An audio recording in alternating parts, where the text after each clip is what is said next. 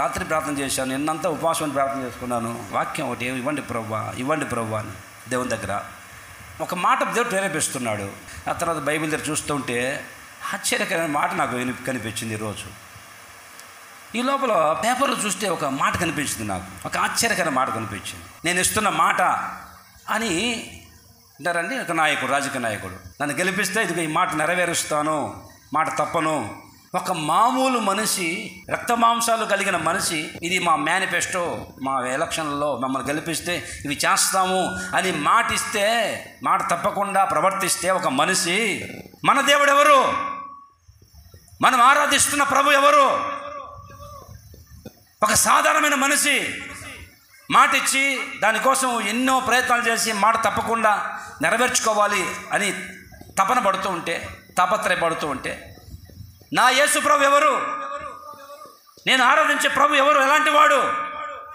ఒకసారి ఒక రాజు, బాలాక్ అనే ఒక రాజు, మోయాబు దేశాన్ని పరిపాలిస్తున్న రాజు, ఇశ్రాయేలు ప్రజలు ఐగుప్తు నుంచి బయలుదేరి పాలు తేనెలు ప్రవహించే దేశానికి వెళ్తున్నారు.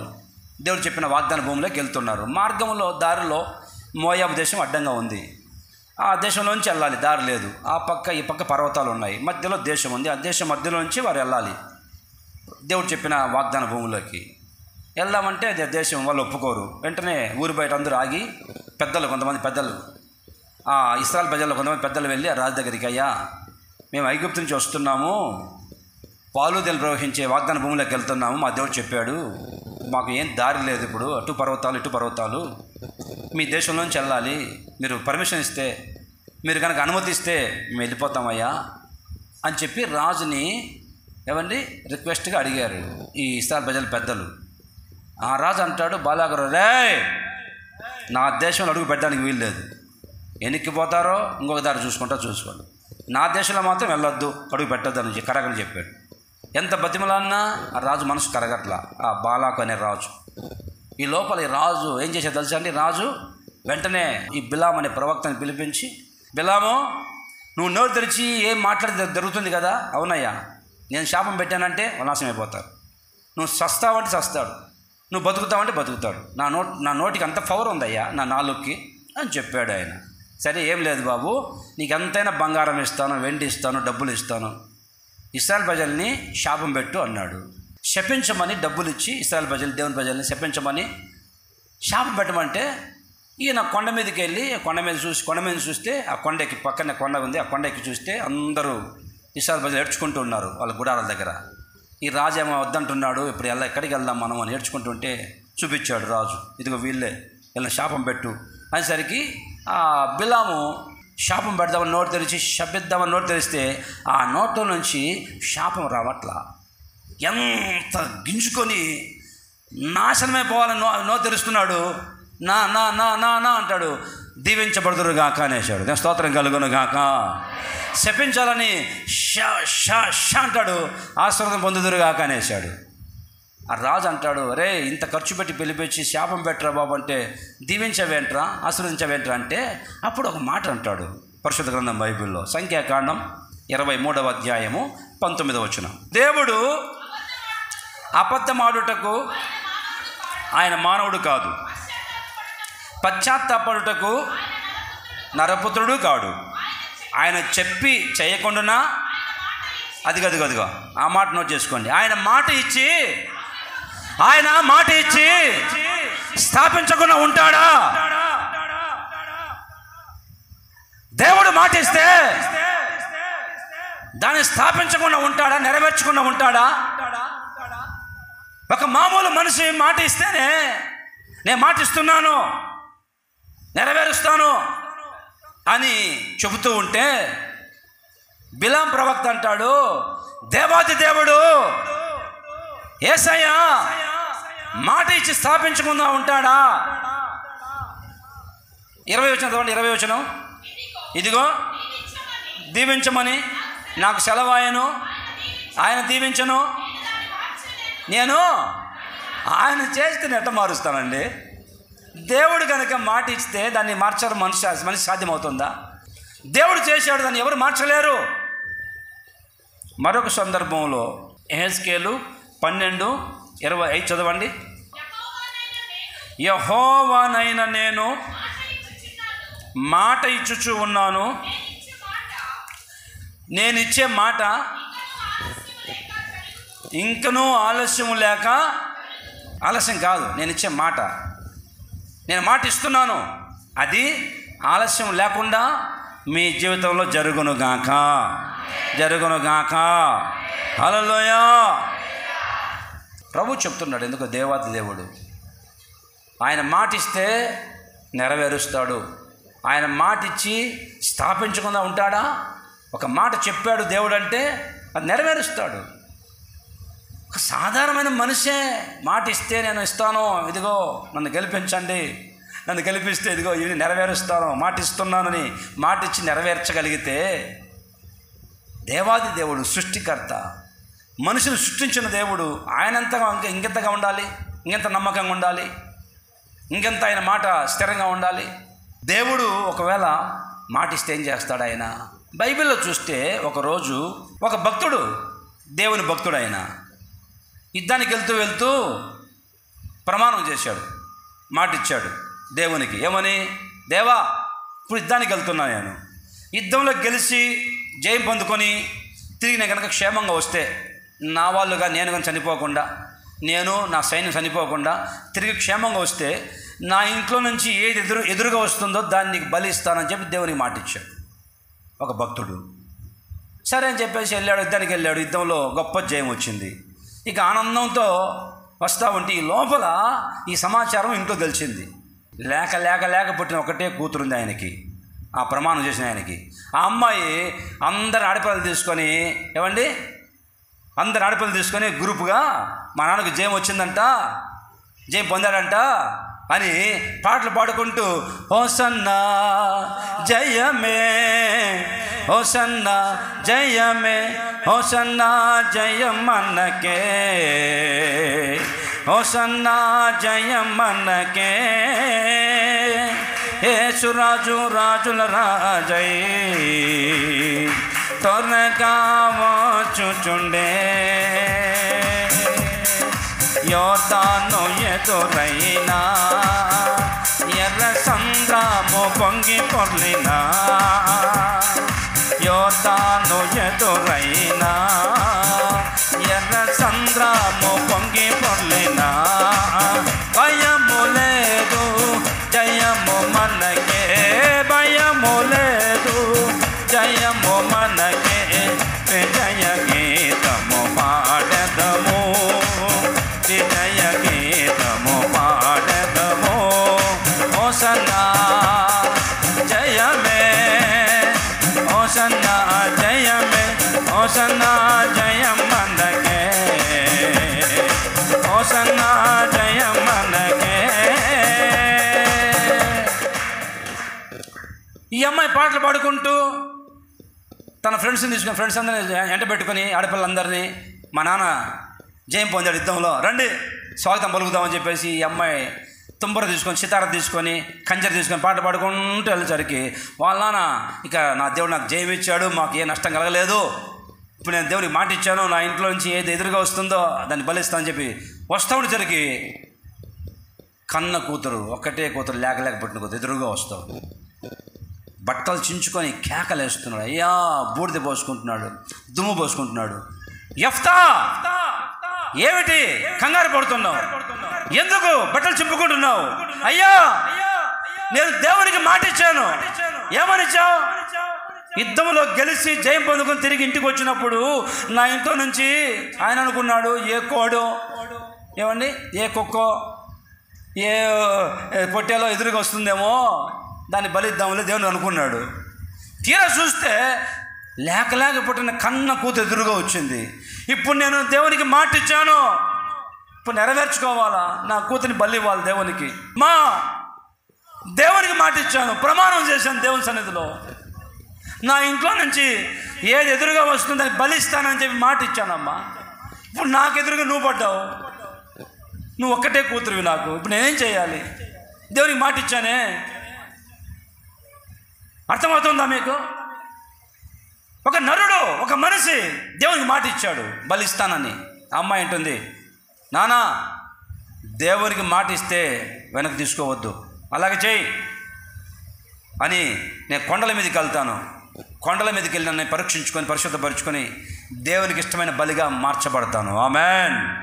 దేవునికి ఇష్టమైన బలిగా నేను మార్చబడతాను అని కొండల మీదకి వెళ్ళి తను పవిత్రపరుచుకొని పరిశుద్ధపరుచుకొని దేవునికి బలిగా అర్పించబడింది యెఫ్తా కుమార్తె. ఒక సాధారణమైన మనిషి మాటిస్తే దేవునికి నిలబడ్డాడే.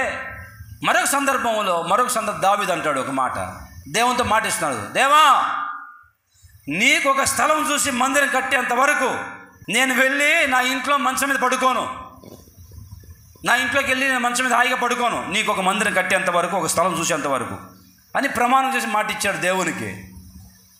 సాధారణమైన మనుషులు మాటిస్తుంటే, మాటిచ్చి నిలబెట్టుకుంటుంటే, వాస్తవంగా మనిషి నరంలే నాలుక ఎటు పడితే అటు మాట్లాడుతుంది. నాలుక మామూలుది కాదు. ఏమంటారండి? సాధారణంగా మనిషి మాట మీద నిలబడడు. మాట మీద ఎవరు నిలబడరు. సామాన్యంగా 99% ఎవరు మాట మీద నిలబడలేరు. చూస్తున్నాం కదా. అది చేస్తాం, మీ ఇంటింటికి కేజీ బంగారం ఇస్తాం, బెంచి కారు ఇస్తాం, ఉద్యోగం ఇస్తాం, ఏమంటారని ఎన్ని ఇచ్చి మాటలు తప్పేవారు ఎంతమంది లేరు మన కళ్ళ ముందు కనిపిస్తుందా? ఎంతమంది మాట ఇచ్చి తప్పుతున్నారు? నరంలే నాలుగు కదండి, ఏమైనా మాట్లాడుతుంది. మాట తప్పే మనిషే మాట మీద నిలబడుతూ ఉంటే అంతెందుకండి. మన విశ్వాసం ఒక ఆయన గేదెని బేరం పెట్టాడు. గేదెని 40,000 రూపాయలు బేరం పెట్టాడు. వాళ్ళు సరే అని చెప్పి 40,000కి బయానా ఇచ్చారు. దాదాపు 5,000 రూపాయల పైన ఇచ్చి వచ్చే వారం డబ్బులు కట్టి తీసుకెళ్తామని. ఈ లోపల ఇంకొకడు వచ్చాడు, నేను 50,000 ఇస్తాను గేదెకని. వెంటనే నరండి మనిషి కదండి, 10,000 కళ్ళ ముందు కనిపిస్తుంటే లాభం వస్తుంటే ఎందుకు ఒప్పుకుంటాడు? ఆయన మాట ఇచ్చాను వాళ్ళకి 40,000కి ఇస్తా అని చెప్పి అంటాడా? మీరు అంటారు అట్లా?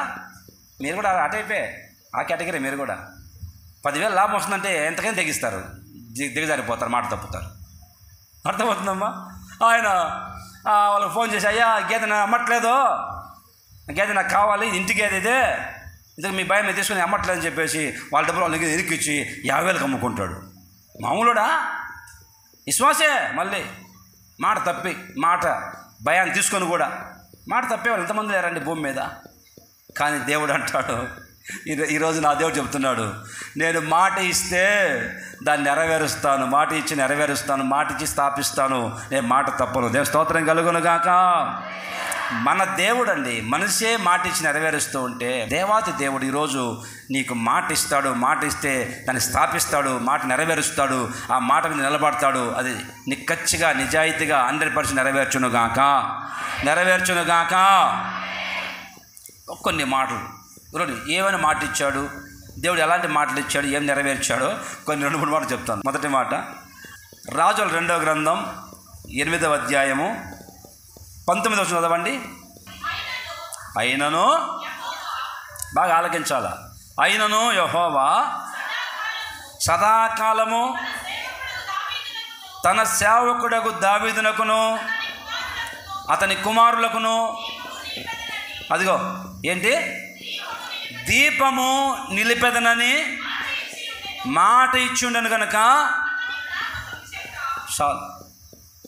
దావీదుకి సదాకాలము దీపం నిలుపుతానని చెప్పి దేవుడు మాట ఇచ్చాడు దావీదుకి. దావీదు, ఇంత భక్తి, ఇంత శ్రద్ధాభక్తులు కనిపిస్తుంది నీలో. ఒక మాట ఇస్తున్నా నీకు, నీ కుటుంబానికి. ఏమి తెలుసా? చిరకాలము నేను దీపం నిలుపుతాను నీకు అన్నాడు. నేను స్తోత్రం కలుగును గాక. అంటారండి, దీపం నీకోసం నిలుపుతాను రా అన్నాడు. దీపం అంటే మీరు ఇప్పుడు దీపమా, ఏం దీపం అయ్యా పాస్టర్ గారు, ఏమైనా కరెంటు లైటా, లేకపోతే లాంతరా, లేకపోతే ఏ దీపం? మనకు తెలుసు, బాగా తెలుసు. దీపం అంటే ఆజ్ఞలని, దీపం అంటే వాక్యం అని, అవి మనకు తెలుసు. కానీ దేవుడు అంటాడు, దావీదు కుటుంబం కొరకు నేను సదాకాలము దీపము నిలుపుతాను అన్నాడు, మాటిచ్చాను. దీపం అంటే అర్థం ఏంటంటే అధికారం అని అర్థం. దేవుని స్తోత్రం కలుగును గాక. ఏంటండి దీపం అనగా? అధికారం. దేవుడు అంటాడు, నీకు ఇదిగో ఒక మాట ఇస్తున్నా, నీ దీపము సదాకాలం నిలుపుతాను అన్నాడు. అంటే నీకు ఒక అధికారం ఇస్తున్నాను దావీదు. ఈ అధికారాన్ని శాశ్వతంగా ఉంటుంది నీ కుటుంబీకులకి, నీ ఇంట్లో, నీ తర్వాత తరతరాలుగా అధికారం నేను తీసివేయను. గొర్రెల తోటలో ఉన్న తీసుకొచ్చి సింహాసనం మీద కూర్చోబెట్టాను, అధికారం ఇచ్చాను. ఈ అధికారం అనే దీపాన్ని ఎప్పుడు వెలుగుతూనే ఉంటుంది. ఈ అధికారము చిరకాలం, సదాకాలం, నీ తర్వాత ఈ అధికారాన్ని నేను స్థిరకాలం నిలుపుతాను నీ కుటుంబీకులకి అని మాట ఇచ్చాడు దేవుడు. ఇక మాట తప్పలా. ఆ తర్వాత చూస్తే దావీదు కడుపులో నుంచి ఇక తర్వాత ఇంచుమించుగా 19 మంది రాజులు వచ్చారండి. ఎంతమంది అండి? 19 మంది రాజులు వచ్చారు. ఒక్కొక్కడు ఒక్కొక్క టైపు. దావీదు కొడుకు సొలొమోను, ఈడొక టైపు. బాగా ఆలకించాను. సొలొమోను రాజు ఈడొక టైపు. వీడు అంటే 1000 మంది పెళ్ళిళ్ళు చేసుకున్నాడు, 1000 మంది భార్యలు తెచ్చుకున్నాడు. ఏ భార్య చెప్తే ఆ మాట వింటాడు, ఆడు గుడి కడతాడు. దేవుడు చూస్తూ ఉన్నాడు, అరే దావీదు భక్తిపరుడు, వీడేమో ఇటు చెడిపోయాడు, పనికిమాల పనులు చేస్తున్నాడు. చూడండి, ఈ సొలొమోనేమో ఈ వ్యవహారం తేడాగా ఉంది. ఇంకొంచెం ముందుకు వెళ్తే ఆ సొలొమోను కొడుకు, వాడి దగ్గరికి వెళ్తే వాని మనసు వేరుగా ఉంది. హిజ్కియా రాజు దావీదు సంతానంలో వచ్చిన వాడే. ఆ హిజ్కియా రాజు యొక్క మనసు వేరుగా ఉంది. ఒక్కొక్కరి మనసు ఒక్కొక్క రకం. ఒక్కొక్కడు ఉంటారండి. దావీదులాగా ఎవరు లేరు. దావీదులంతా భయభక్తులు కలిగిన వాళ్ళు ఎవరు లేరు రాబోయే రోజుల్లో. ఒకసారి దేవుని కోపం వస్తుంది. ఇది చేసి పనికిమాల పనులకి కొట్టేద్దామా, లేపేద్దామా, ఒకసారి లేపేద్దామా అని దేవుని కోపం వస్తుంది. కానీ ఆ రోజు దావీదుకి ఏమిచ్చాడు చెప్పండి? దావీదుకి ఏమిచ్చాడు? మాట ఇచ్చాడండి. రే దావీదు, నీ దీపాన్ని సదాకాలం నిలుపుతాను రా, నీ తర్వాత సంతానము, నీ తర్వాత తరాలలో దీపాన్ని ఆర్పివేయనురా, నీ దీపాన్ని ఆర్పివేయనురా, నీ అధికారం తీసివేయనురా, నీకు అధికారం ఇస్తాను రా అని మాట ఇచ్చాను కదా. ఇది ఎన్ని పనికిమాల పనులు చేసినా కానీ ఉంటారండి. 2 దెబ్బలు కొడతాడు దేవుడు అన్నీ. మళ్ళీ రే మీ నాన్నకు మాట ఇచ్చాను రా, కూర్చో, సింహాసనం మీద కూర్చో అని ఒక్కొక్కరి మనస్సు ఒక్కొక్కలాగా ఉన్నా కానీ దేవుడు విడిచిపెట్టకుండా ఆ మాట నెరవేరుస్తూనే వచ్చాడు. దేవుని స్తోత్రం కలుగును గాక. Praise the Lord. దేవుడు నీకు ఈ రోజు నుంచి నీకు నీ పిల్లలకి నా దేవుడు అధికారం ఇచ్చును గాక. ఎంతమందికి ఆశగా ఉంది? ఆశగా ఉన్న తల్లి చెప్పండి, నా ప్రభువు నా దేవుడు నీకు నీ పిల్లలకి అధికారం ఇచ్చును గాక. రాబోయే రోజుల్లో నీ పిల్లల్ని అధికారులుగా నిలబెట్టును గాక. ఆమెన్. ఒక దేవుని మాట చెప్తున్నా, రాబోయే రోజుల్లో నా దేవుడు మీ పిల్లల్ని అధికారులుగా కూర్చుండబెట్టునుగాక. అనేకులకి వెలుగుకరంగా అధికారం చలాయించే వ్యక్తులుగా నా ప్రభు నీ పిల్లల్ని మార్చునుగాక. దావీదు మాటిస్తున్నా, నీకు నీ తర్వాత నీ సంతానానికి దీపము ఎప్పుడు ఉంటుంది, ఆరిపోతుంది. తీసివేసిన దీపాన్ని అంటే అధికారం. రాబోయే రోజుల్లో ఈ సంఘంలో అనేకులు నా ప్రభు గొప్ప స్థాయిలో అధికారులుగా ఉంచునుగాక. ఆమెన్. ఈరోజు నా దేవుడు ప్రారంభించాడు ఆ కార్యం. తన సేవకుల మాటను బట్టి దేవుడు ఈరోజు ప్రారంభిస్తున్నాడు. మీ కుటుంబాల్లో అది నెరవేర్చునుగాక. నా దేవుని మాట నెరవేరునుగాక. ఆమెన్. ఏం చేస్తాడో ప్రభు చేస్తాడు. నీ పిల్లల్ని తీసుకుని వెళ్ళి ఆ స్థాయిలో, ఉన్నతమైన స్థాయిలో అనేకుల్ని ఏలుబడి చేసేట్లుగా, అనేకులకి తలగా, అధికారిగా అంటారండి మార్చునుగాక. హల్లెలూయా. ఇంకొక విషయం, నీ చేతులారు నువ్వు పోగొట్టుకుంటే దేవుడు ఏం చేయలేడు. అవ్వకు ఆదాముకి అధికారం ఇచ్చాడు దేవుడు ఏదైనా తోటలో. ఆదామా, అవ్వా, ఇది ఈ తోట మీద, ఈ ఏదైనా తోట మీద నీకు సమస్త అధికారం ఇస్తున్నా, ఏలుబడి చేసుకో అని అధికారం ఇస్తే, అధికారం చలాయించకుండా, అధికారంతో ఏమంటే వాటిని ఏలుబడి చేయకుండా సాతాను మాటిని, సాతానికి లోబడి ఉన్న అధికారం అంతా కోల్పోయాడు. దేవుడు ఎంత అధికారం ఇచ్చాడండి. సింహాలు, పులులు సమస్తాన్ని ఏలుబడి చేయి, అన్నీ గడగలాడిపోతున్నాయి. ఆదాము చూస్తే ఏనుగులేంటి, సింహాలేంటి అంటే వాడికి పేరు పెట్టు అని ఆదాం పెట్టిన పేర్లు ఇప్పటికీ పిలుస్తున్నాం మనం.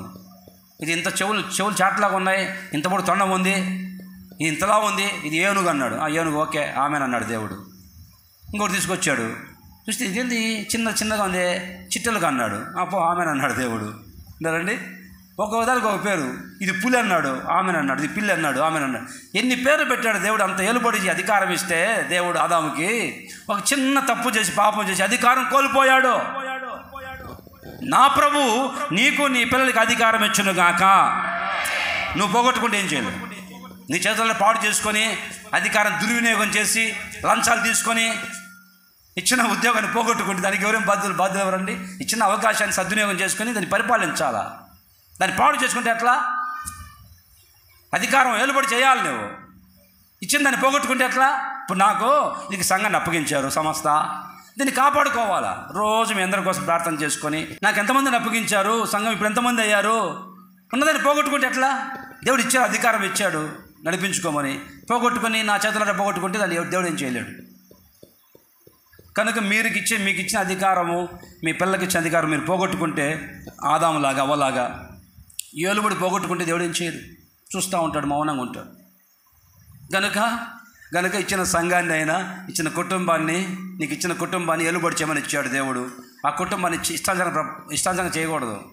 దేవుడు నీకు కుటుంబాన్ని ఇచ్చాడు, పిల్లల్ని ఇచ్చాడు, వాళ్ళని కాపాడుకోవాలి, వారికి కాపుదలు ఇవ్వాలి. విన్నారండి? వారి మీద అధికారం నీకుంది, తండ్రికి తల్లికి పిల్లల మీద. ఇచ్చినోడికి వదిలిపెట్టారనుకో, ఏమండి, ఇష్టాంతం వదిలిపెడితే నాశనమైపోతారు, దేవుడు ఏం చేయలేడు. కనుక నీకు ఒక అధికారం ప్రవహిస్తాడు. దావీదుకి ఇచ్చాడు అధికారం, దీపం నిలబెట్టాడు, చిరకాలం ఇస్తానన్నాడు. తర్వాత వారి తరతరాలుగా ఆ పిల్లలకి దీపం ఆరిపోనివ్వకుండా దేవుడు ఇచ్చి స్థిరపరిచాడు. దేవుని స్తోత్రం కలుగును గాక. Praise the Lord. ఆయన మాట ఇస్తే మాట నెరవేరుస్తాడు, స్థాపిస్తాడు. దాన్ని మాటను వెనక్కి తీసుకోడు. ఒక మామూలు మనిషి మాట ఇస్తేనే నిలబడుతుంటే దేవాది దేవుడు, సృష్టికర్త దేవుడు ఆ మాటను నెరవేర్చునుగాక. మాట మీద నిలబడి దేవుడు నీ జీవితంలో మాట నెరవేర్చునుగాక. ఒకటి, నీకు అధికారం ఇస్తాను నీ పిల్లలకని మాట ఇస్తున్నాడు. రాబోయే రోజుల్లో నా ప్రభు దావీదుకి ఇచ్చినట్టుగానే నీ పిల్లలకి అధికారం దయచేయునుగాక, ఆశీర్వదించునుగాక. ఆమేన్. రెండో మాట చదువుతాలకిద్దాం. ఏమని మాట ఇస్తాడు దేవుడు మనకి, ఆ మాట నెరవేరుస్తాడు. మీకా గ్రంథం 4వ అధ్యాయం 4వ వచనం. ఎవరి భయము లేకుండా ప్రతివాడును తన ద్రాక్ష చెట్టు క్రిందను తన అంజూరపు చెట్టు క్రిందను కూర్చుండును. సైన్యములకు అధిపతి యొక్క యెహోవా, అదిగో సైన్యములకు అధిపతి యొక్క యెహోవా మాట ఇచ్చి ఉన్నాడు. దేవుని స్తోత్రం కలుగును గాక. ఈ మాట నెరవేరును గాక. ఆమేన్. ఏమని మాట ఇచ్చాడు ఇక్కడ? రెండవదిగా, ప్రతివాడు ఎవరి భయం లేకుండా తన ద్రాక్ష చెట్టు క్రిందను తన అంజూరపు చెట్టు క్రిందను కూర్చొని ఉంటాడు. భయం లేకుండా ప్రశాంతంగా ఉంటాడు. నీ ద్రాక్ష చెట్టు, నీ అంజూరపు చెట్టు అంటాడు దేవుడు. ప్రతివాడు తన ద్రాక్ష చెట్టు, తన అంజూరపు చెట్టు కింద ఏ భయం లేకుండా ప్రశాంతంగా కూర్చుంటారని మాట ఇస్తున్నాను అన్నాడు. ఎంతమందికి ఉన్నాయి ద్రాక్ష చెట్లు, అంజూరపు చెట్లు? ఎంతమందికి ఉన్నాయి? పాస్టర్ గారు మాకు ద్రాక్ష చెట్టు లేదే. ఇప్పుడు వేసుకోమంటావా? ద్రాక్ష చెట్టు, అంజూరపు చెట్టు నాటుకోమంటావా? నాటుకొని వాటి చెట్టు కింద కూర్చోమంటావా ప్రశాంతంగా భయం లేకుండా? ఏమిటి ద్రాక్ష అనుభవం? ద్రాక్ష చెట్టు యొక్క అనుభవం ఏంటి? అంజూరపు చెట్టు యొక్క అనుభవం ఏంటి? చదవండి. ద్రాక్ష చెట్టు యొక్క అనుభవం న్యాయాధిపతుల గ్రంథం 9వ అధ్యాయం 13వ వచనం తాలకెత్తు. అదిగో ద్రాక్ష చెట్టు యొక్క అనుభవం. దేవునిని మానవుల్ని సంతోషపెట్టే నా ద్రాక్ష రసము నేను ఇయ్యక మానేసి చెట్ల మీద రాజునై ఉండి దేవునిని మనుషులను సంతోషపెట్టి నా ద్రాక్ష రసము ఇవ్వకుండా మానేయమంటావా, పెత్తనం చేయమంటావా అంటుంది ద్రాక్ష చెట్టు. వాని ద్రాక్ష చెట్టు కిందను వాని అంజూరపు చెట్టు కిందను ప్రశాంతంగా భయం లేకుండా కూర్చుంటారు. ద్రాక్ష చెట్టు ఎవరో కాదు, నువ్వే ద్రాక్ష చెట్టువి. నీ ద్వారా దేవునికి సంతోషం లేదు, మనుషులకు సంతోషం లేదు. అంతెందుకు, కొంతమంది వాళ్ళ ఇళ్లల్లో వాళ్ళకి సంతోషంగా లేరు. ఏమంటుంది, నా భర్త ఉన్నాడయ్యా, ఎందుకు అనవసరం అయ్యా, ఎప్పుడు సంతోషం లేదయ్యా, ఎప్పుడు బాధేనయ్యా నా భర్తతో, నాకు ఇప్పుడు ఎప్పుడు చస్తానో తెలియదు, చచ్చేంత వరకు నన్ను బాధిస్తూనే ఉన్నాడయ్యా, సంతోషమే లేదయ్యా, ఒక్క రోజున సంతోషంగా నోటిన నవ్వు లేదు నాకు నా భర్తను బట్టి. అయ్యా పాస్టర్ గారు ఎదుగుదుగో ఈ పిల్లలు ఈ పిల్లలు బట్టి మా హృదయం ద్రవించిపోతుంది, హృదయం బద్దలైపోతుంది అయ్యా, వాళ్ళు చేసే పనికిమాలిన కార్యాలు బట్టి మాకు సంతోషమే కరువు అయిపోయింది పాస్టర్ గారు, సంతోషం లేదు హృదయంలో వీళ్ళు చేసిన కార్యాలు బట్టి. మా నాన్న గురించి చెప్పుకోవాలంటే సిగ్గు అనిపిస్తుంది అన్న. మా నాన్న గురించి స్కూల్లో కాలేజీలో అందరు ఫ్రెండ్స్ అంతా ఎగతాళి చేస్తున్నారన్న. ఏంటి మీ నాన్న తాగిపోతుండగా, తాగి బజార్లు పడిపోతుండగా, మేము తాగి ఫుల్గా తాగేసి బజార్లు పడిపోతుండగా నలుగురు వచ్చి ఈడ్చుకెళ్తారంటగా మీ నాన్ని, పశువులాగా పందిలాగా. అంటుంటే మాకు సిగ్గుతో తలదించుకుంటున్నామన్నా. కాలేజీలో మా ఫ్రెండ్స్ అంతా ఎగతాళి చేస్తున్నారన్నా. మా నాన్న చేసిన పనికి మా నాన్న తాగుపోతే తిరుగుతుంటే అందరూ ఎగతాళి చేస్తున్నారు మా స్కూల్లో. సంతోషం లేదు పిల్లలకి తల్లిదండ్రులను బట్టి, పిల్లల ప్రవర్తన బట్టి తల్లిదండ్రులు సంతోషం లేదు. మిమ్మల్ని బట్టి మీ చేసే కార్యాలను బట్టి దేవుడు సంతోషంగా ఉన్నాడమ్మా. అక్క, నువ్వు చేసే కార్యాలను బట్టి దేవుడు సంతోషంగా ఉన్నాడా? సంతోషంగా ఉన్నాడా? ఒకసారి బాగా ఆలకించండి. నువ్వు ఉన్నావు కానీ పేరుకు మాత్రం. నీ ద్వారా నీ ఇంట్లో వాళ్ళు సంతోషంగా లేరు, నీ చుట్టుపక్కల వాళ్ళు సంతోషంగా లేరు, దేవుడు సంతోషంగా లేడు. నా ప్రభు ఈరోజు మాట ఇస్తున్నాడు, ఈరోజు నా దేవుడు మాట ఇస్తున్నాడు, నిన్ను బట్టి నీ వాళ్ళందరూ సంతోషించుదురుగాక. ఇదిగో ఈ రోజు నుంచి ప్రభు మాట ఇస్తున్నాడు, నిన్ను బట్టి నీ భర్త ఇంతవరకు బాధపడుతూ వచ్చాడు. నిన్ను బట్టి, అదే బ్రదర్, నిన్ను బట్టి నీ భార్య కన్నీళ్ళు కార్చి రోజు ఏడ్చుకుంటూ ఉండేది. ఈ రోజు నుంచి నా ప్రభు చెప్తున్నాడు, సంతోషానికి కారణమవుదురుగాక. దేవుడు కూడా సంతోషించునుగాక. నీ ప్రవర్తన బట్టి, ఇంతవరకు ప్రవర్తన బట్టి దేవుడు ఇసుక్కున్నాడు, దేవుడు బాధపడ్డాడు. నీ ప్రవర్తన చూసి నువ్వు పనికిమాలిన చేష్టలు చేస్తుంటే, పనికిమాలిన కార్యక్రమాలు చేస్తుంటే నువ్వు ఆకాశం దేవుడు చూసి కుమిలిపోయి ఏడ్చాడు. అయ్యో, నా రక్తం చేత కడగబడిన నా పిల్లలు నేను కొన్నానే, నా రక్తం దారిపోసి కొంటే వీళ్ళే ఇట్లా ప్రవర్తిస్తున్నారని చెప్పి దేవుడు బాధపడిపోయి కన్నీళ్ళు కార్చి లోపల వేదంతో కోలిపోయాడు. ఈ రోజు నుంచి నిన్ను చూసి దేవుడు సంతోషించునుగాక, నన్ను చూసి నా ప్రభు సంతోషించునుగాక, నీ పిల్లలను చూసి నీకు సంతోషం కలుగునుగాక. ఆ విధంగా నా ప్రభు మార్చునుగాక. ఇంతవరకు నీ పిల్లలను చూసి ఏడ్చుకున్నావు, నీ పిల్లలను చూసి వీళ్ళు బాగుపడతారా, చేతికి వస్తారా, ఇలా ఏమవుతారో, వీళ్ళ బతుకు ఏమవుతుందని కన్నీళ్ళు కార్చావు. నీ పిల్లల్ని బట్టి కుమిలిపోయావు. ఒక్కరోజు కూడా ఆ పిల్లల్ని బట్టి నీ సంతోషం లేదు. ఏం జరుగుతుందో, వీళ్ళ బతుకు ఎలా ఉంటుందో, ఎలా మారిపోతుందో ఏడ్చుకుంటూ వచ్చావు. ఈరోజు నా ప్రభు చెప్తున్నాడు, నీ పిల్లలు సంతోషాన్నిచ్చే సాధనాలుగా మార్చునుగాక, సంతోషకారకులుగా ప్రభు మార్చునుగాక. నీ భర్తను చూసి ఏడ్చుకుంటూ వచ్చావే, ఈరోజు మాటిస్తున్నారు ప్రభు, నీ భర్త ద్వారా ఈరోజు నీకు సంతోషం కలుగునుగాక. లూకాసు వార్త 1:17 చివర్లైనా అదే నీకు సంతోషమును మహా ఆనందమును కలుగును, అతడు పుట్టినందున. అదిగో ప్రవక్త అయిన యోహాను గురించి దేవుడు చెప్తున్న మాట. హలో అమ్మా, నీకు పుట్టబోయే కొడుకు మామూలు కొడుకు కాదు వాడు. అతడు పుట్టినందున నీకు సంతోషం కలుగుతుంది, అనేకులకి సంతోషం కలిగేటట్టుగా వాడు ప్రవర్తిస్తాడమ్మా. నీకు పుట్టబోయే కుమారుడు అలాంటి వాడు అని చెప్పి యోహాను గురించి దేవుడు చెప్తున్నాడు. నీకు పుట్టబోయే కుమారుని వల్ల అందరూ సంతోషిస్తారు, దేశమంతా నీకు సంతోషం కలుగుతుంది. యోహాను పుట్టినప్పుడు దేవుడు చెప్పాడు నీకు సమస్త జనం సంతోషం కలుగుతుందని. యేసు ప్రభు పుట్టినప్పుడు కూడా అదే మాట. ఇదిగో అమ్మా మరియా, నీకు పుట్టబోయే కుమారుడు లోక రక్షకుడు, అతడు పుట్టినందున ప్రజలందరికీ సంతోషం వస్తుందమ్మా అని యేసు ప్రభు గురించి అదే మాట. యోహాను ప్రవక్త గురించి అదే మాట. సంతోషంగా ఉంటారమ్మా ప్రజలందరూ ఈ పిల్లల ద్వారా. నీకు పుట్టిన పిల్లల ద్వారా సంతోషం లేదు, గుండెలు బద్దలవుతున్నాయి కదా. నా ప్రభు ఈరోజు నీ పిల్లల్ని సంతోషకారకులుగా మార్చునుగాక. ఇప్పటి వరకు నీ ద్వారా ఎవరికి సంతోషం లేదు. ఈ సంఘంలో ఏమండి సేవకులుగా మాకు సంతోషం లేదు కొందరిని బట్టి. ఇక్కడ ఈరోజు నుంచి నా ప్రభు నిన్ను మార్చునుగాక, అనేకులు సంతోషపరిచే వ్యక్తిగా నిన్ను మార్చునుగాక, ఈ సంఘాన్ని సంతోషపరిచే వ్యక్తిగా నన్ను మార్చునుగాక, అనేకులకి దీవెనకరంగా నన్ను మార్చునుగాక. Praise the lord. ఇంతవరకు ద్రాక్ష చెట్టు గురించి విన్నాం కదా. ఇప్పుడు చూడండి ఇంకొక మాట అంజూరపు చెట్టు గురించి. మత్తయి సువార్త 24:32 చదవండి.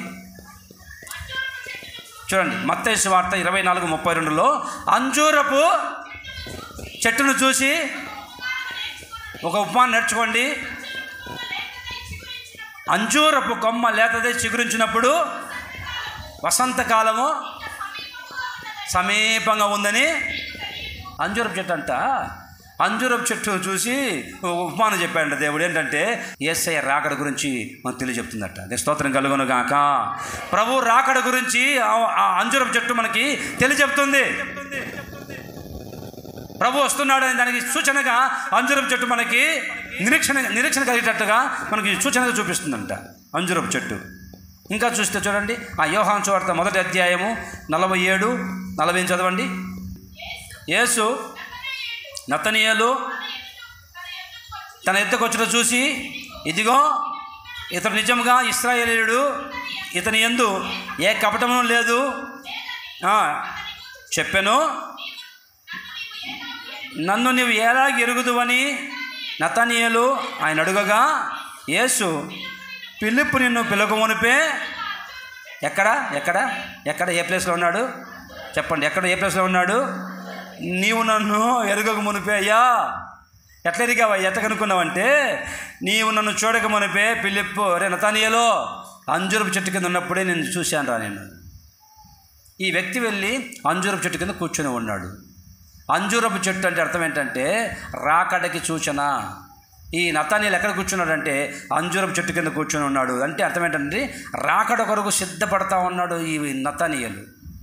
యేసయ్య రాకడ గురించి ఆలోచిస్తూ ఉన్నాడు. యేసయ్య రాకడ గురించి అంటారండి, ఆయన పరీక్షిస్తూ ఉన్నాడు. ప్రభు రాకడ గురించి ఎత్తపడాలి, నేను రాకడలు ఎత్తపడాలని చెప్పేసి అంజూరపు చెట్టు కింద కూర్చొని ఈయన మెస్సియా వస్తాడు, రాకడ వస్తుంది అని అప్పుడే ఆ రోజే నతనీయేలు అంజూరపు చెట్టు కింద కూర్చొని ఎదురు చూస్తూ ఉన్నాడు రాకడ గురించి. అందుకు ప్రభు చూశాడు, రే నతనీయేలు అంజూరపు చెట్టు ఉన్నప్పుడు నేను చూశాను రా.